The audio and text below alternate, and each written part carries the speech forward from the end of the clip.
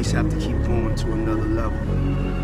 So I stand on the shoulders of my successes and my trophies, but I don't sleep in the trophy room.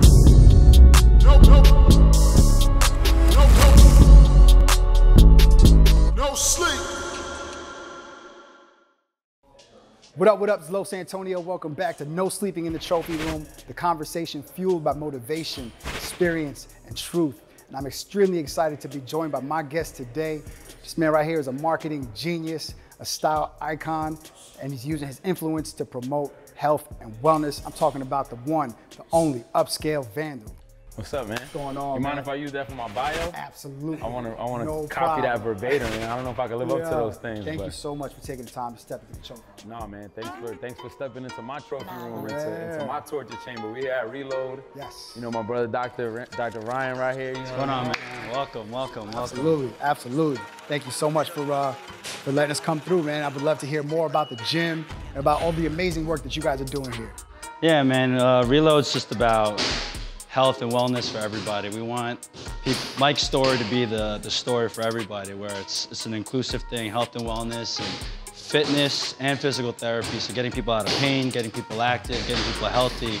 We want that to be the new norm, so we can have, you know, guys like Fonz transforming people's lives with Mike. So Fonz, tell us a little bit about what we can expect today. Today we're just gonna do some fundamental work where you're gonna use compound body weight movements along with some loaded movements as well to get the best work possible. Nah, for real, I see all type of rings, weights, and jackets, and bags, and everything here, man. So I'm excited, man. Let's get it, fellas. Word up.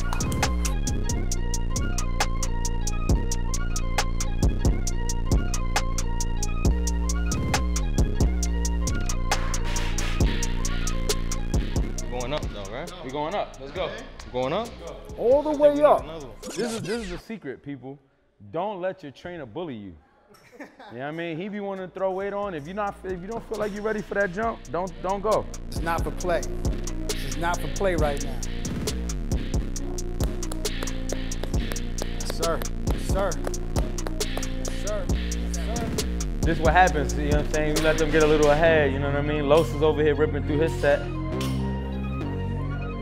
So basically, those lines give me a rubric if I'm doing it right. Because, you know, sometimes, as you can see behind us, the crew is working out. Fonz might be, you know what I'm saying, putting in some attention over there. So I don't want to be doing the movement wrong. So I just always make sure I guide myself by those lines and by my placement. Man, just talking about a rubric, I know you grew up in Ozone Park, Queens. Yeah. Talk to me about how growing up in Ozone Park, Queens shaped your perspective and gave you a rubric for life. I mean, to be honest with you, the whole Upscale Vandal thing comes from where I'm from. It's a juxtaposition, right? Like, you see how you said Ozone Park, Queens. Where I'm from, Ozone Park it's really the borderline of everything. I'm on the last part of East New York, Brooklyn, and the first part of Queens. So being on that borderline, I grew up around two different types of criminality, two different types of street lifestyle. To the right of me, where the Howard Beach area was, is, you know, obviously John Gotti from that neighborhood, you know, the mob. I grew up seeing that literally one block from me. And then one block this way, you know, you get Pink House Projects, you get Plaza, you get all these more, you know, urban, you know, that different type of crime, right? So that juxtaposition, that world being stuck in that middle, kind of always bred like me looking at the highs and lows of things more critically. You know, so like Upscale Vandal is just that, it's a juxtaposition, right? It's us looking at, we've been taught and educated to want the finer things in life, but not given the proper tools on how to achieve that and what's really success. You know, we're taught that material success is success from where we come from, but really, when you get to the top and you become successful, material shit don't mean anything. Material don't mean nothing to people who already have it. So that's really what being where I'm from gave me. It instilled like that juxtaposition, understanding the highs and lows of life, knowing that we're educated to want a certain type of life, but they don't give us the tools to get there. So, you know, that's kind of what that bred in me, is wanting to go and find the gems and the tools to really put my people on and put people from my neighborhood on to what's really valuable in life, you know what I mean? No, for sure. And I mean, you know, when it comes to tools in order to succeed, you know, how did, you know, coming up in Ozone Park, Queens, or going through, you know, the street things, how did that prepare you to step into these offices? You know, how did go, you know? I mean, mostly just like the unwritten rules, right? Your demeanor, your principles, your morals. It definitely doesn't, the streets don't give you any of the tools that you need to become successful in corporate America, aside from your character, how you carry yourself, the level of respect you give others, listening before you talk, you know, perceiving things a certain way. That's where I come from, gave me all of those little idiosyncrasies, you know, knowing that like it's better to observe than to project, you know, learning that it's better to keep it close in a circle, keep things tight to the circle rather than to be too, you know, intermingling and bringing people from external zones into your environment. So like, I mean, it brought a lot of things into me, but I feel like it wasn't until I got out of that environment that I learned how to operate better. And the tools that I'm talking about is this, it's fitness, it's health, it's being, you know, being one in my mind and my spirit with my body. Mm-hmm. Those are the tools that my neighborhood didn't give me.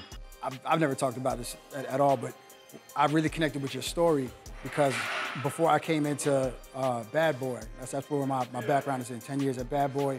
I started as an intern. Before my internship, I was locked up. Mm-hmm. And you know, when I came into that situation, there was no plan B for me. Yeah. I was like, this is my only way into the entertainment industry.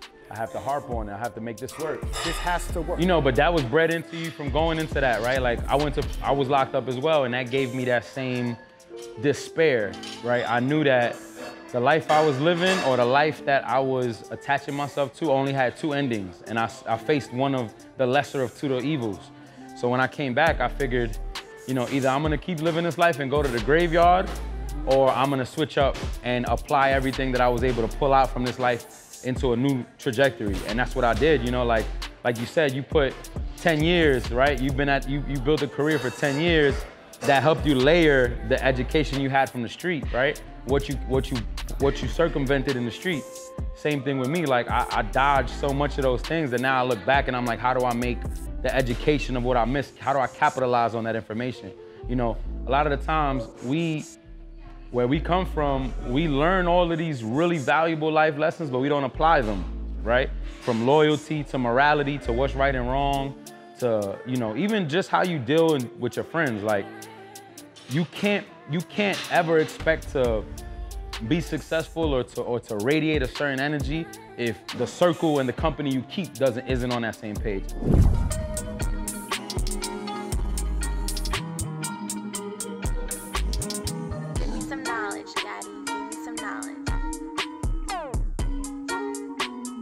No doubt. So we got one more workout? One more workout. What we doing? Let's go, man. Let's talk about it. Core work. Doing some core work? We're about to do some core work. Y'all keep it locked right here. No sleeping in the trophy room, baby. Hey, so, you know, all socials went down yesterday. Yeah, I was happy, man. I needed a cleanse. Talk about it. Yeah, you know, we all need that break from socials. I was really, I was entertained by some of the tweets that some people were putting out. They were like, man, I don't even know what to do. And I was like, man, we was doing this before IG. Yeah, I'm about to log into my MySpace. No sleep. The energy is up, the sweat is going on. I just wanted to make sure I'm lightweight trembling. You know what I'm saying? We got us cooking. Yeah, Fonz got us cooking right now. It's just in time for Tweets is watching. Picked out some insightful tweets. I'm gonna share them with you. We'd love for you just to, you know, break it down for us.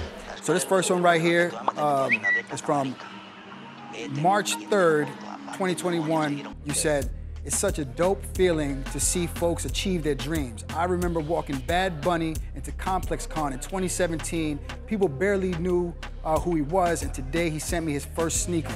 Nothing beats seeing your culture advance before your eyes. Hashtag Latino Gang. Yeah. I mean, man, that's just really materialization of what we had been talking about, you know, as a culture. Like, you know, J Balvin was the first Latino to headline Complex Con and co-created Direct Complex Con.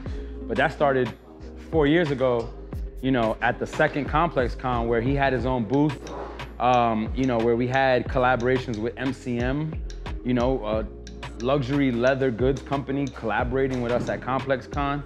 You know, we had collaborations with Ron English, legendary artist. We had collaborations with Milkman, with Metacom, with, you know, Buchanan's. We had all these collaborations, and it was just like seeing a Latino in the epicenter of what all the cultural beacons and icons were at, like Pharrell, like Nigo, like Tekashi Murakami, and then having J Balvin there, and then him opening the doors for us to bring Bad Bunny. I remember, you know, he calls me and he's getting ready to come to the event and he's like, yo, Bad Bunny's coming. And I'm just like, at this point, obviously, I knew who Bad Bunny was, the Latino world who knew who Bad Bunny was, but the streetwear culture 4 years ago, 3 years ago, did not know at this capacity who Bad Bunny was. So, you know, I'm walking him around the show and taking him from booth to booth, and I'm just like, yo, this is the next guy. And Llegó. El conejo malo. Where we at? Balvin Airlines? You know it is. In Puerto Rico booth. We added a Puerto Rico section to the airport. All the way, baby. Gang shit, gang shit. You know, just off of pure relationships, you know, my friends would give him stuff, and, you know, Vintage Frames and all these other brands just gifted him stuff because they knew that if we said that Balvin was the one and he was next up, we were in line, you know, and I mean, thank God, you know, that we were right, and his trajectory just skyrocketed, and he has his own shoe deal now, and he has his own brand partnerships, and, you know, it's just surreal to see that. And it's like, I never did none of those things for me. I did them to open the doors and the understanding to kids younger than me and kids who come from where we come from, to know that it's possible, that you can make it in this industry and make relevant things in this industry without having to be the artist himself. I don't make music, I don't sing, I don't dance, I don't rap, I don't play sports, but I was able to bring some of these cultural moments together. And, you know, that's just, it's a surreal moment. That's why I tweeted that, because I was sitting there opening the box of shoes that this guy sent me with Adidas, and I'm just like, bro, this is 3 years. It took 3 years for the whole world to shift around you. So, yeah, man, it's a surreal feeling, and it's a blessing. You know? Real. No, and that's a testimony to what you said earlier, how you just lead everything with authenticity. You know, you connect with authentic. That's it. I didn't have to do no big rollout for Bad Bunny to come to the show. It's just like, yo, you like lifestyle culture. This is lifestyle culture personified. Let's walk around and let's see who connects with you. 3 years later, he has his own shoe, and the rest is history. That's amazing, man. Yeah. So here we go. Tweets is watching. You said on March 4th, March was a hot month on Twitter, man. March going crazy. March Madness. So you said, I hate that there's no way to know how many calories is in hood food. Like, how many calories are in a chopped cheese? Like, so talk to me about that, because that's so true. Listen, man, listen. First of all, anybody that knows me or follows me knows that I'm the hood Anthony Bourdain. Hood Anthony Bourdain shit. Got the fucking chimi, el plato, chinola. Trying new foods, trying foods all over the world, being adventurous with my palate. That's where the whole hood Anthony Bourdain thing comes from, because Anthony Bourdain was one of my idols. He's the one that helped me expand my mind and my palate to try foods everywhere and try everything. So the thing about calorie counting is, I didn't even know what calories equated to until I started working out with Fonz. And Fonz, you know, put me on a caloric deficit. I was eating 1,600 calories a day when I first started my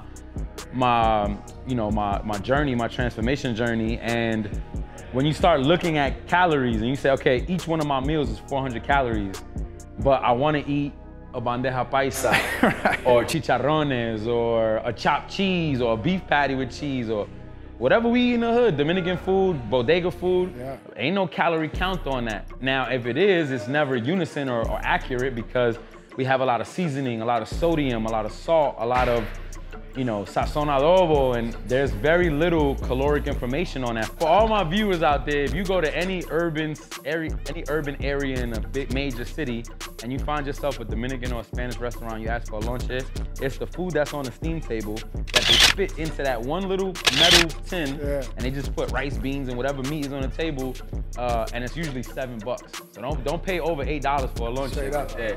So I was dying for one of those, you know, because I live near a really popular Dominican restaurant called El Rey, and I was just like, I wonder how many calories is rice, beans, and carne guisado or pollo guisado, and there's no caloric count. He's like, I called him, he's like, yeah, it's probably about 4,000 calories. I'm like, damn, that's like my whole week's worth of food in one plate.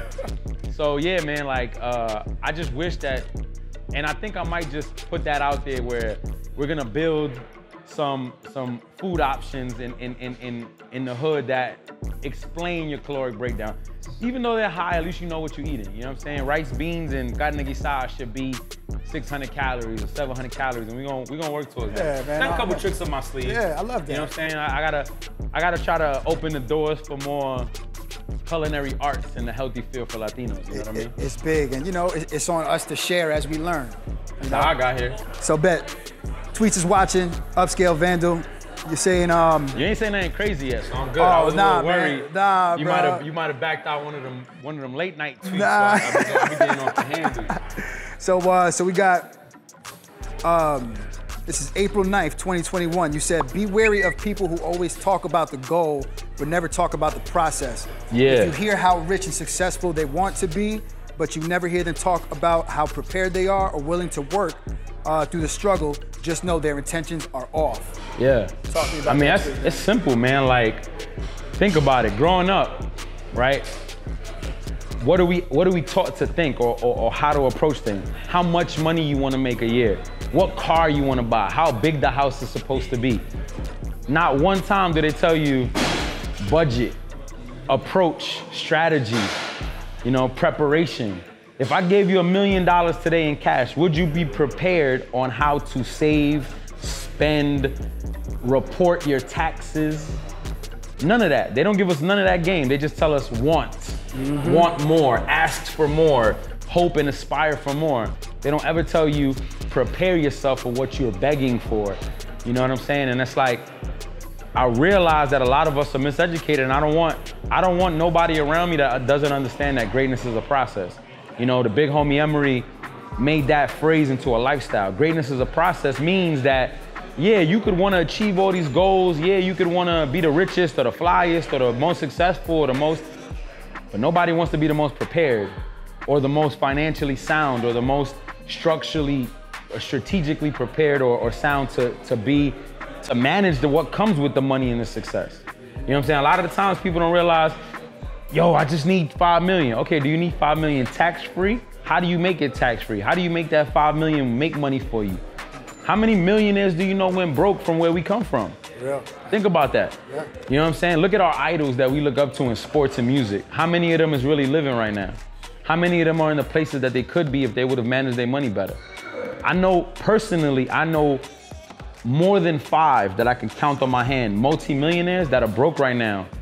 Like, that's scary to me, that you was making $5, $10, $15 million and you're poor now because you wasn't given the tools or the foresight to say, it's not about that goal, it's about the journey. You know what I'm saying? So that's what that tweet was about, just me saying like, man, I don't want nobody in my circle that's not ready for the work.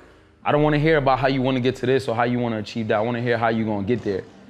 I'm more interested in the process, because if you have a good idea, a good procedure, a good process, that's the win.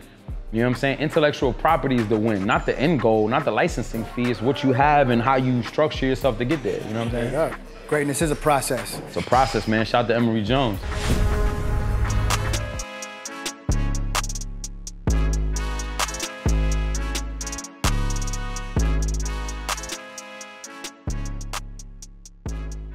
You know, you connect worlds together, you blend genres at the highest level. What does a void look like?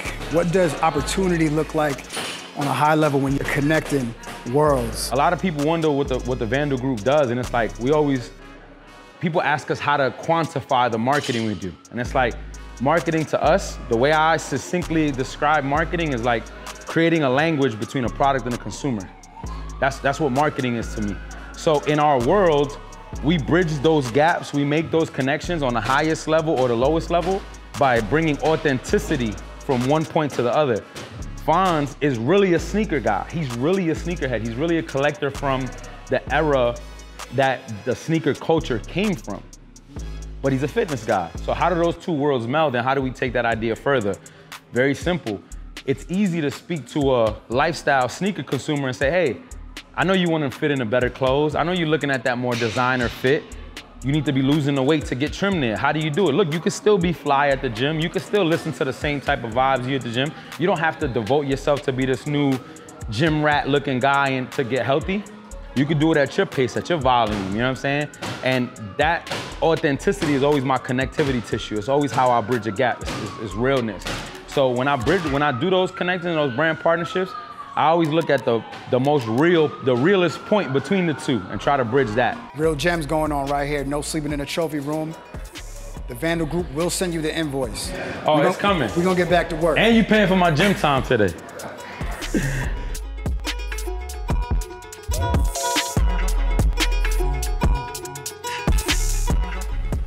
Compound movements. You know what I like about that, man? About what you explained about it?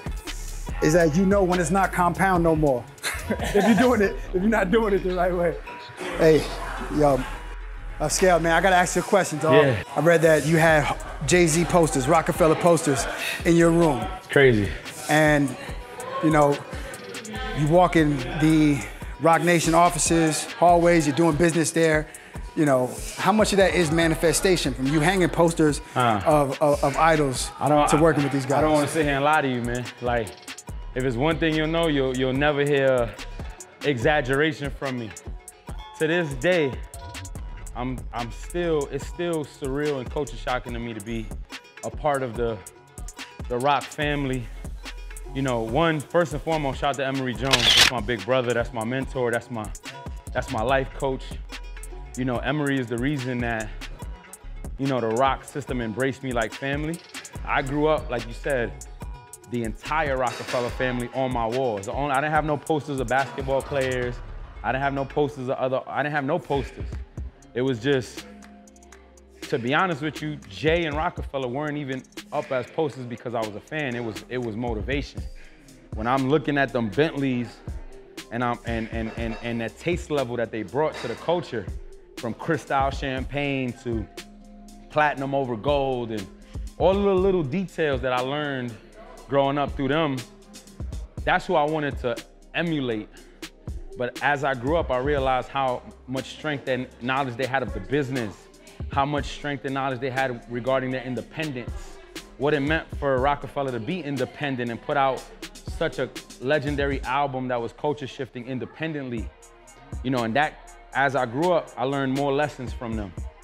So I had no clue or idea, I'm not gonna sit here and say I manifested myself there because I didn't.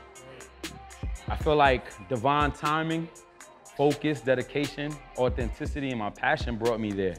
And I was able to get in front of a group of people there that really saw that in me and helped me platform it.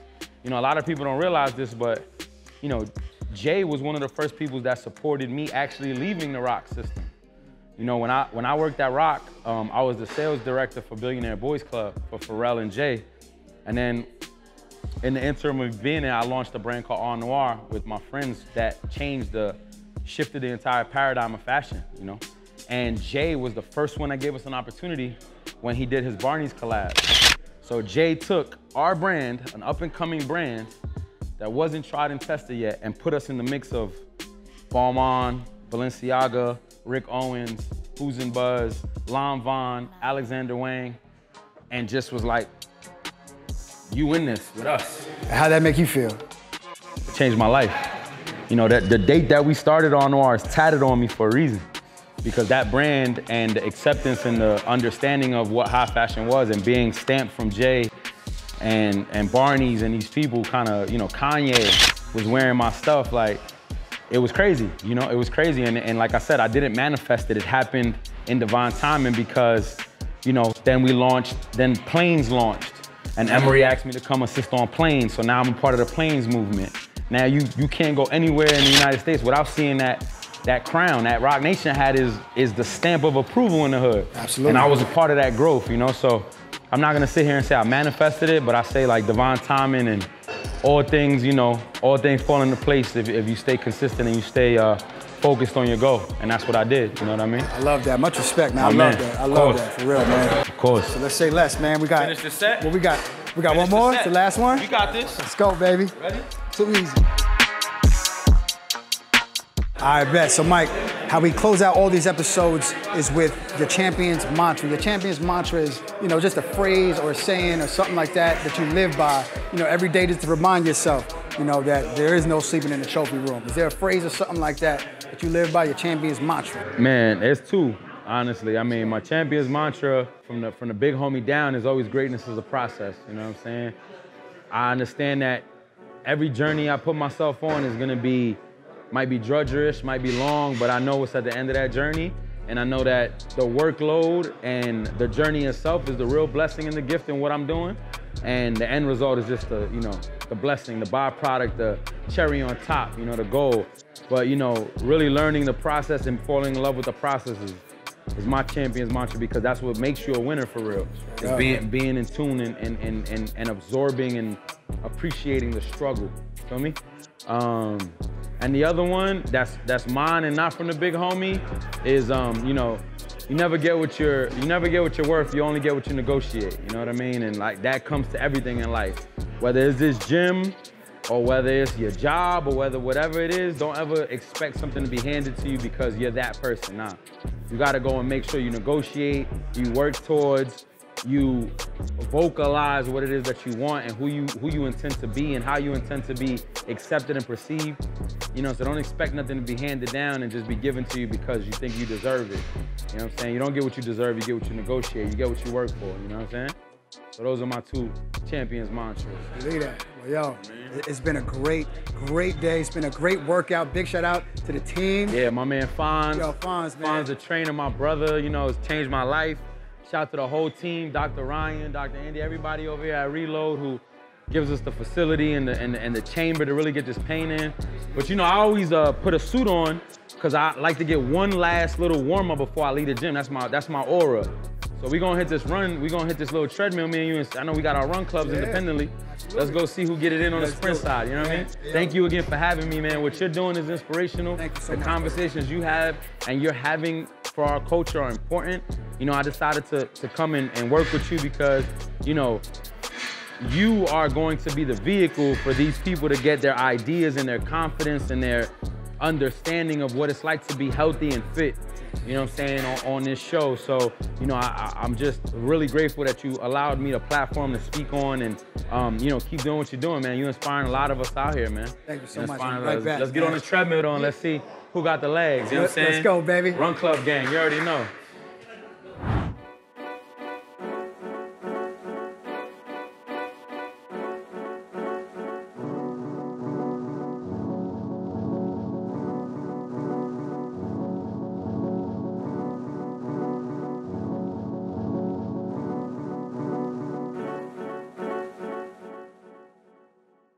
This episode is brought to you by Pizza Hut.